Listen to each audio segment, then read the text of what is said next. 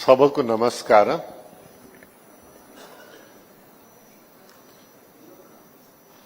ఇన్ని మాటలు వినిన తర్వాత ఎక్కడ ప్రారంభించాలో నాకే డౌట్గా ఉంది. అయితే మొదట కొంత వయసులో ఉన్న పెద్దల గురించి మనం ప్రారంభిస్తాం. అయ్యన్న పాత్రుడు గారు, నాకు తెల్ల వెంట్రుకలు, ఆయనకి వెంట్రుకలే లేదు.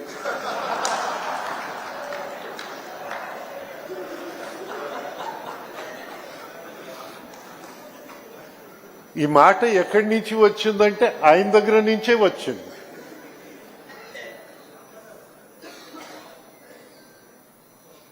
ఆనాడు కేంద్ర మంత్రిగా పోలవరం ఫౌండేషన్ వేసేటప్పుడు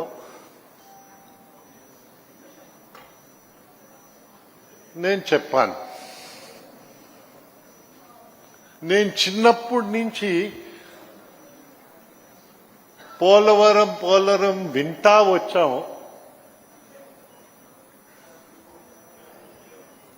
మా వెంట్రుకలు తెల్లయిపోయాయి.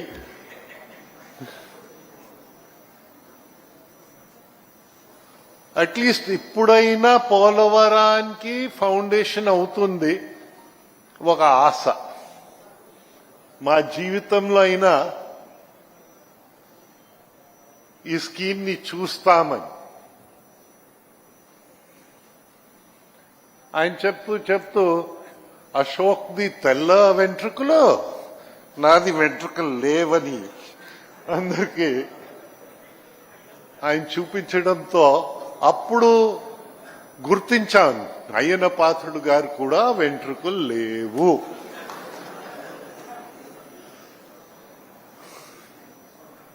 అయితే మధ్యలో కాస్త నిరుత్సాహం అయ్యింది. దాని గురించి మాట్లాడక్కర్లేదు. మళ్ళీ ఉత్సాహం వచ్చింది. మళ్ళీ ఆ ఉత్సాహంతో చిగిరింది ఆశ, మన జీవితంలో దీన్ని చూడగలుగుతామని. ఆంధ్ర రాష్ట్రం ఒకటే కాదు, భారతదేశం చూడగలుగుతుందని ఆ ఆశ ఉంది. అలాగా మా పక్క జిఎంఆర్ ప్రతినిధి, ఏందైతే వారు లేకపోతే మాకు ఎక్స్పర్టీస్ లేదు. భూమి అంటే ఇన్ఫ్రాస్ట్రక్చర్, మంచికి వాడుకోవచ్చు, చెడ్డకు కూడా వాడుకోవచ్చు.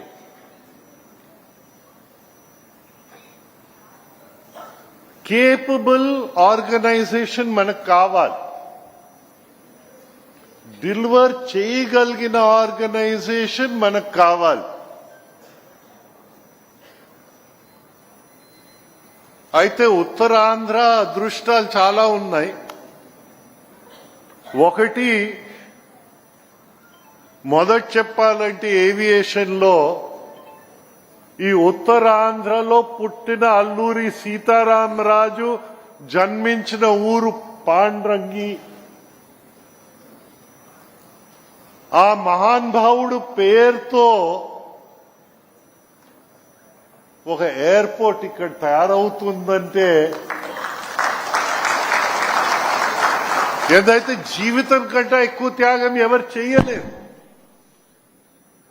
అలాంటి మహానుభావుడు పేరు మనం తీసుకురాగలిగామంటే భావి తరాలకి ఒక సందేశం ఇవ్వడానికి ప్రయత్నం అది.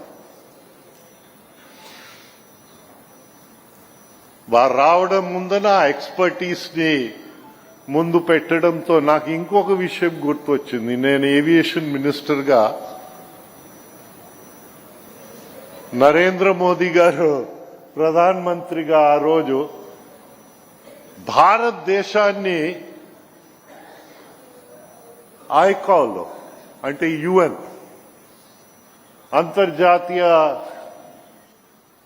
వ్యవస్థలో ఫాస్టెస్ట్ గ్రోయింగ్ ఏవియేషన్ సెంటర్ అని మన భారతదేశానికి రిప్రజెంట్ చేయగలిగాము. మాంట్రియల్లో మన దేశ జెండాని గౌరవంగా ఎగిరించే అవకాశం నాకు లేదు.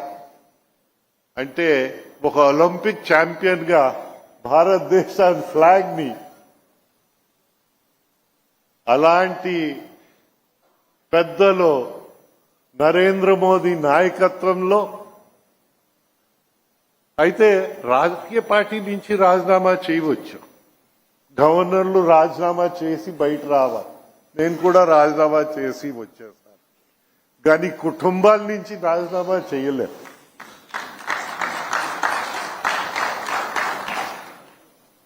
మా కుటుంబము ఒక లెగసీ ఇచ్చారు. మా తాతగారు ఇప్పుడు చూస్తే 6 దేశాల్లో అయిపోయింది ఆ ప్రాంతం లైసెన్సింగ్ చూస్తే. బర్మా నుంచి, శ్రీలంక నుంచి, పాకిస్తాన్, బంగ్లాదేశ్, భారతదేశం ఇవన్నీ కలుపుకుని బహు తక్కువ పైలట్లు ఉన్న రోజుల్లో ఆయన ఒక ఏవియేషన్ లో పైలట్ అయ్యారు.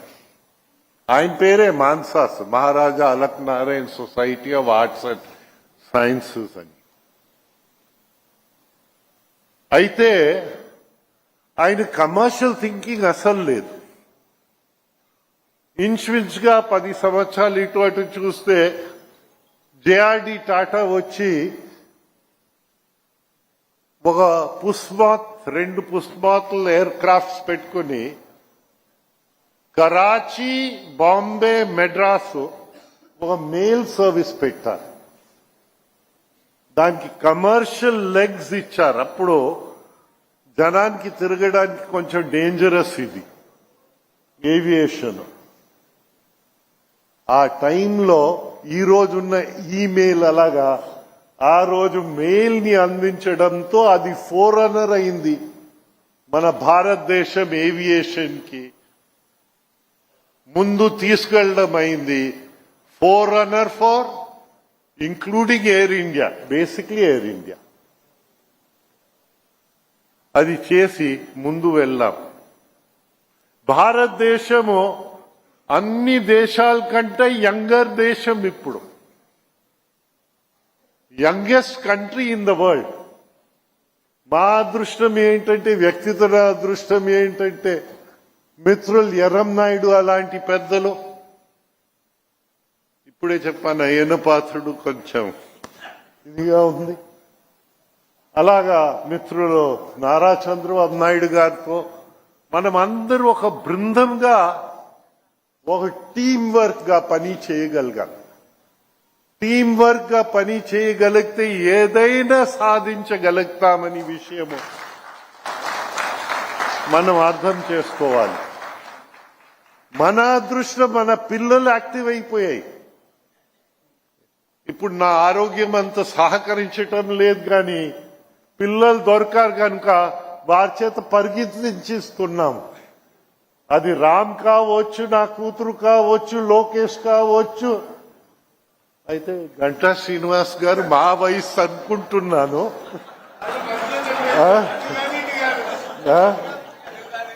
ఆ నల్ల వెంట్రుకలు కనిపించేసరికి కానీ ఆయన సహకారం కూడా మా టీంలో ఆయన కూడా రావడం,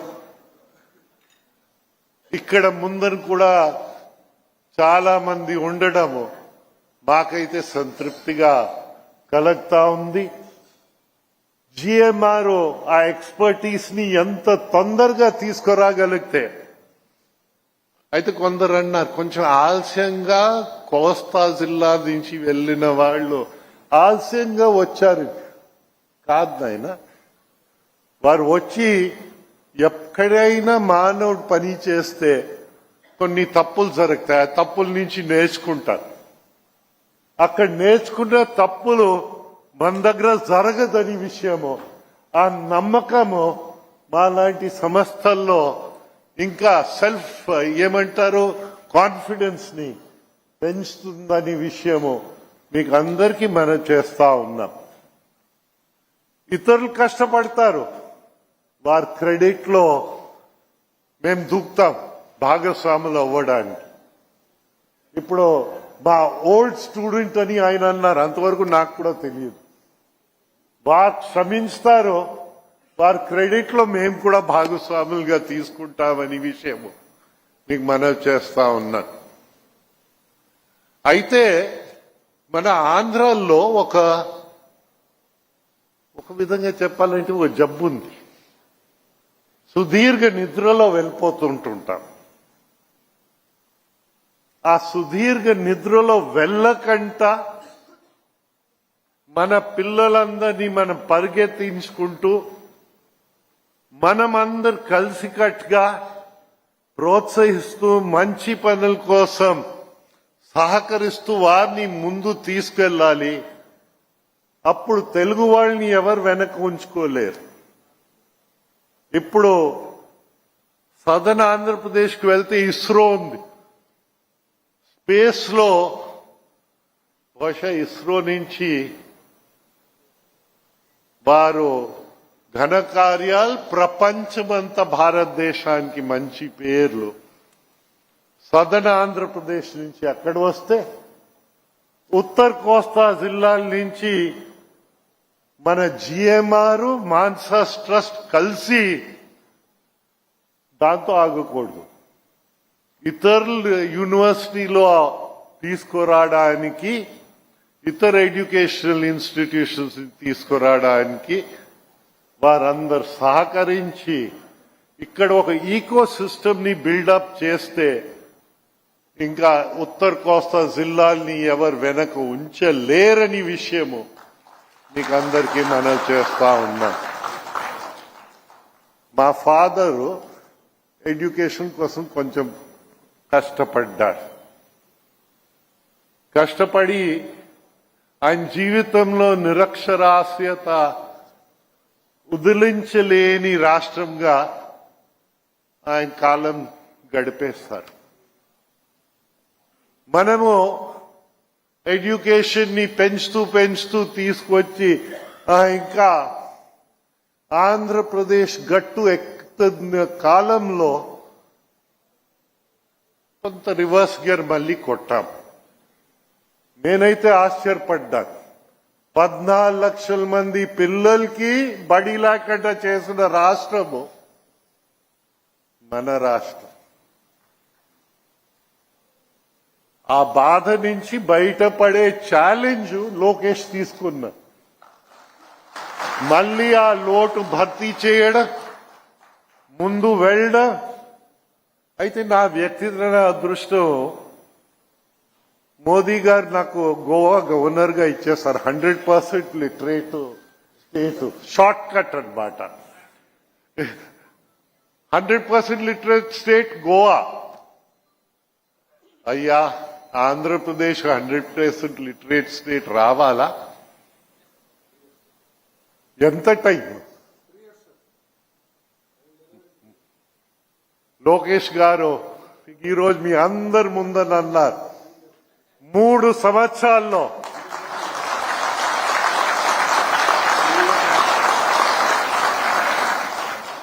అయితే నా ఆశ ఇంకా పెరిగింది.